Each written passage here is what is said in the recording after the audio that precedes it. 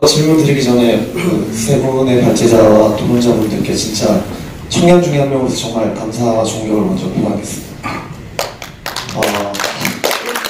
다른 경제와 안보 문제에 대해서는 평소에 정말 많이 생각하고 있었던 분야기에, 그리고 이 부분이 사소하다고 얘기하는 것이 아니라 좀 정치적인 부분의 발제자 하봉규 교수님께 좀 질문을 드리고 싶습니다. 공교롭게도 지금 제가 휴학 중인 대학교랑 같으신데 지금 청년층이, 제가 올해 29살입니다. 청년층의 사고방식에 대해서 아마 많은 여기 계신 어른분들, 그리고 아마 토론 발제자 하신 분들도 많이 문제가 있다. 문제를 넘어서 이거는 총체적 위기가 아니라 아까 존망의 수준까지 간다라는 걸 많이 느끼실 겁니다. 그러면서 몇몇 친구들과 이제 얘기를 하다 보면 잘못된 것, 여러 가지에 대해서 그 사안에만 문제의식을 설득을 해야 겨우 위기의식을 가지고, 전체적인 총괄로서 대한민국이 위기라는 것을 전혀 느끼지를 못한다는 생각을 저는 합니다. 아까 말씀하시기를, 나시기를 대한민국의 위기와 그리고 대한민국의 그 위기를 극복하는 과정과 번영을 함께 누리셨던 이 박희락 교수님 같은 그런 세대가 있다면, 저희 같은 특히 20대, 30대 이하의 세대는 날부터 자유와 번영이 자유로운 당연한 공기와 같은, 절대 사라질 거라고 생각을 못하는 그런 세대인 것 같습니다.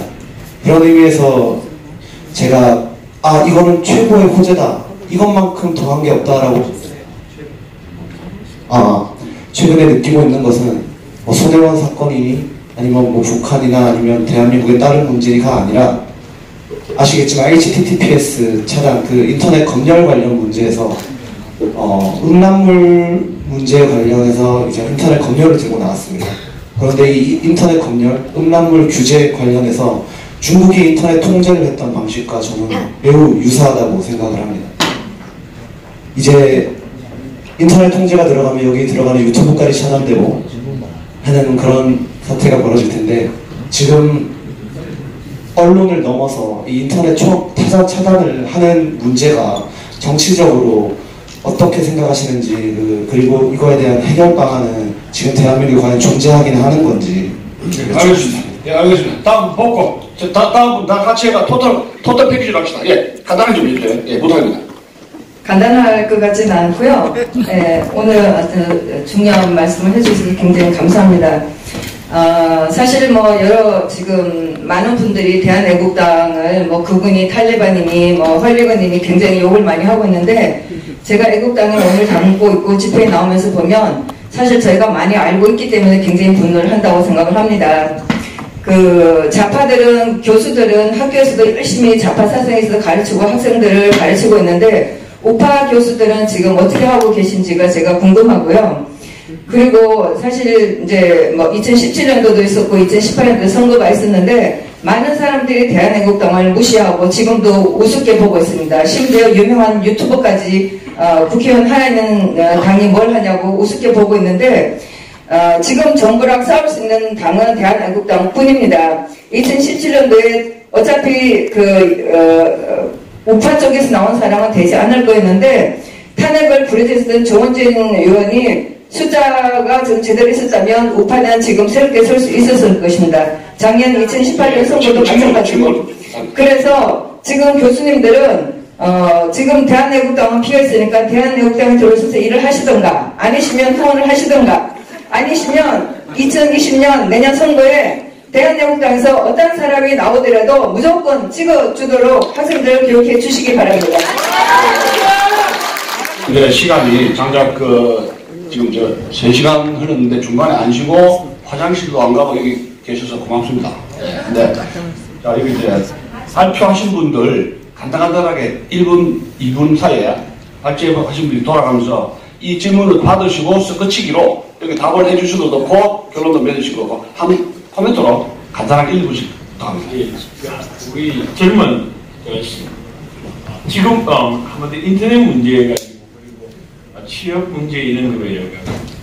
간단히 이야기하면 제가 교육에 지금 30년째 있다고 이야기해 주시죠. 유튜브에 불만 있습니다. 결론적으로 한국 교육은 여러 가지 교육이 우리 한국이 무너져 존망의 위기라는데 가장 먼저 온 게 교육의 위기였습니다.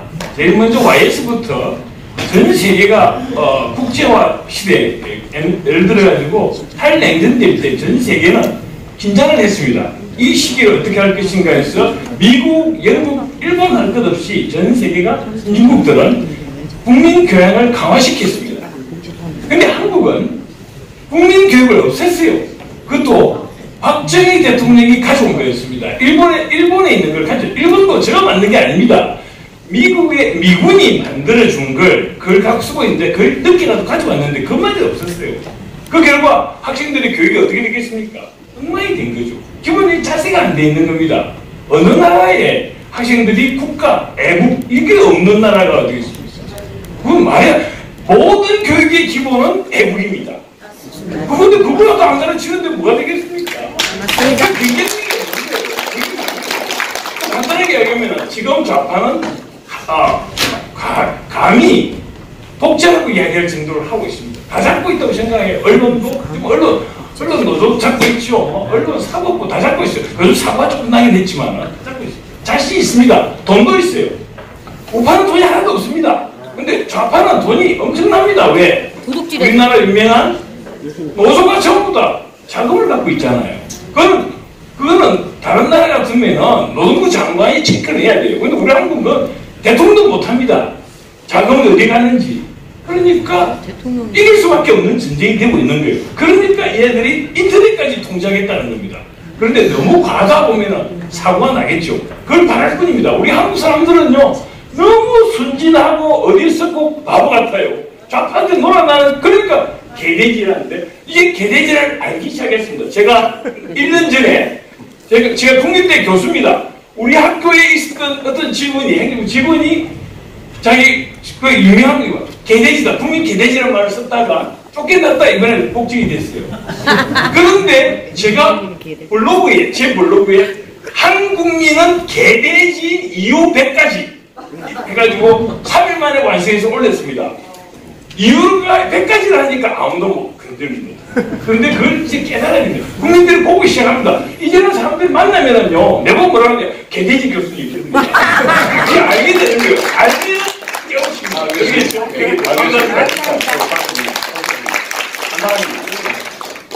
됐습니까? 예. 간단하게. 예.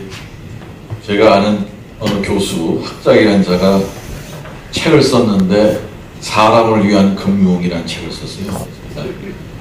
저도 금융을 하는데 저는 개돼지를 위한 금융을 합니까? 그렇게 반론을 제기한 적이 있습니다만 우리의 사상, 교육을 강화해야 한다는 말씀을 하십니다만 여러분들 고등학교, 중학교, 초등학교 가르치는 교과서를 한번 읽어보세요. 공부를 잘하면 잘할수록 그 교과 내용을 잘 배우면 배울수록 사상적으로 이상해집니다. 그걸 대학 와서 이상한 교수들한테 배우면 아주 화약고에 성냥불이 닿듯이 폭발하게 되어 있어요. 이게 언제부터 시작됐느냐? 제가 1895년서부터 근대교육이 시작됐는데 제 경제학의 역사를 제가 공부를 해봤더니 그때부터 일본의 마르크스를 공부한 사람들이 대학 교단을 장악을 했습니다. 그게 지하로 들어간 게 1940년도에 지하로 들어가게 되고 이 지하로 들어간 사람들이 국립대학 만들 때 들어가고 일부는 월북을 하게 되고 그 제자들이 대학가에 자생을 하게 된 겁니다. 굉장히 뿌리가 깊은 좌익이고 이 좌익들은 좌익이라고 하면 화내요. 색깔놀이냐. 다른 나라에서는 난 막스주의자다라고 얘기를 하면서 얘기를 하는데 화냅니다. 진실에 화내는 사람, 거짓말하는 사람들이죠, 되게. 맞습니다. 그래서 우리가 총체적으로 이념에 대해서는 정확하게 투쟁을 해야 됩니다. 두 번째로 우리 대한민국 위기가 어디 왔느냐. 87 체제 이후에 우리나라 경제 성장률, 잠재 성장률이 한 번도 높아진 적이 없어요. 계속 87년부터 하락합니다. 체제가 무너지고 있어요. 이념을 등한시했더니 이념 싸움에서 지고 있습니다. 교육계는 다 무너졌다고 보시면 됩니다. 정치도 이제 거기에 따라서 무너졌습니다. 이미. 이제 시작이죠. 이제 싸워나가고 바꿔나가야 됩니다. 경제가 무너지는 건 이제 경제만은 안 건드렸는데 이제 경제를 건드리기 시작했습니다. 교육이 무너지고 정치가 무너지니까 이제 경제를 장악할 수 있는 환경이 됐습니다. 나치가 어떻게 잡았느냐? 노동조합 잡았습니다. 노동조합이 왜 잡았느냐? 노동조합은 노동조합 비리를 걷습니다. 강제적으로. 자금원이 됩니다. 나치가 이를 잡았습니다. 시민단체도 장악을 합니다. 그래서 나치의 어떤 3대 요소, 보건 쪽하고 시민단체하고 노동조합을 만들면서 그 저먼 레이버 프런트라고 하는 단체를 만들어서 장악하면서 완전히 국가를 전체주의 국가로 운영을 하게 되는 기반을 만듭니다. 지금 우리나라가 이 기반이 형성됐다라고 저는 믿습니다. 이걸 빨리 깨지 않으면 앞으로 어떤 나라가 될지 모릅니다. 그래서 깨어있는 사람, 우리 국민은 개돼지가 아닙니다. 깨어있는 사람 많이 있습니다. 그래서 깨어있는 사람들이 나서서 잠자고 있는 사람들을 깨우고 그리고 함께 나가는 것이 국가 위기를 극복하는 길이 아닌가 생각합니다. 감사합니다. 간단하게만 이야기를 할게요. 아까 제가 땡겔스 이야기를 잠깐 드렸는데 결국은 저희들이 이런 정치 위기, 경제 위기, 사회 위기, 교육의 위기, 모든 위기의 근원은 아마 생각이라고 했습니다. 사상, 예. 생각. 우리가 어떤 생각을 하는가에 따라서 그 과정이 결국은 이념을 결정하고 이념이 제도와 체제를 결정한다라는 점에서 자유민주주의 체제를 어떻게 지켜낼 것인가에 대해서도 지금 고민들을 해보셔야 될 것 같고요. 대한민국에서 지금 이념과 관련돼서는 한반도에서는 이렇게 보는 거가 맞을 것 같거든요. 한국 내에서는 이념이 자유민주주의 대 인민민주주의의 대결인 것 같고요. 남북 한강에는 짬뽕 민주주의 대 전체주의와의 대결인 것 같아요. 아직까지는 그래도 국민들이 자유민주주의에 대한 생각이 많으니까 이걸 기화로 해서 우리가 어떻게 자유민주주의, 자유의 생각을 확산시켜낼 것인가라는 그에 힘을 모은다 그럴까요? 결집을 해야 된다고 그럴까요? 그런 거가 필요한 시절이 아닌가 이렇게 생각을 합니다. 감사합니다. 저는 우리 남 교수님 말씀하셨듯이 제가 이제 핵 위협을 강조했습니다. 저도 똑같습니다. 이제 우리는 핵을 머리에 이고 살아야 돼. 살 수 있다. 핵이 있다고 해서 반드시 우리가 망하는 게 아니에요. 우리 현재 제가 좀 최근에 좀 보니까 그래도 이명박 박근혜 정부 때 삼축 체계라 그러면서 상당히 좀 많은 무기를 지금 들여오고 있더라고요. F-35도 이제 올해 들어오게 돼 있고 사실 미사일도 상당히 평상시도 있고 또 이제 정밀 특수폭탄도 많이 갖고 있습니다. 그래서 이제는 핵을 머리에 이고 살자 하는 그런 생각을 저도 갖고 있고 또 우리 국민 여러분들께서 좀 가져야 되고 특히 핵을 너무 무서워하지 마시고 핵무기가 떨어졌다 하더라도 살 수가 있습니다. 제가 이제 인터넷으로 찾아보시면 핵전쟁에서도 살아야 한다. 한번 찾아보십시오. 제가 그림도 그리고 해서 어떻게 하면 핵전쟁에 사는지 다 있습니다. 그래서 그런 마음을 갖고 살아야 되지 않는가 이렇게 생각합니다.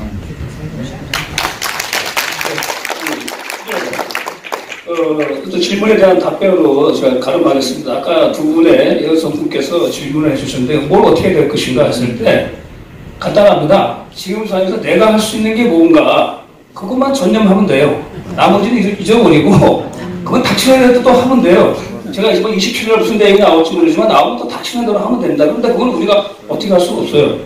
여기 계신 여러분들이 지금 하고 있는 거 매주 토요일마다 우리 애국 시민들이 나가서 부르짖고 정의를 외치고 막 젊은 애들 설득하고 하는 거 그거 계속 하면 됩니다. 이 진두지휘하고는 우리 대한애국당 그거 따라가지고 여러분이 그거 하면 그게 바로 사귀는 길입니다. 그래서 그것으로 그러면서 추가적으로 개인적으로 제가 뭐 우리 서울역 집회 때 찬조 연설을 하면서 올해는 이 민노총하고 종교들을 좀 박살내자 우리가. 그거는 우리가 잘하면 할 수 있을 것 같아요. 그렇죠? 네. 그러니까 했으면 좋겠고 중요한 질문은 아까 20대에서 질문이 나왔습니다. 요즘 아시겠지만 하도 유튜브가 강하니까 예상하지 못한 유튜브에서 막 국가 모든 것이 문재인 정부 할 수 있는 게 수독되다 보니까 이걸 조이려고 인터넷 검열을 하면서 이제 명분을 동영상에서 야한 거 이걸 차단하겠다. 사실 우리가 뭐 24시간 인터넷 보고받는다 작업을 해야 되는데 저도 사실 야한 동영상 봅니다.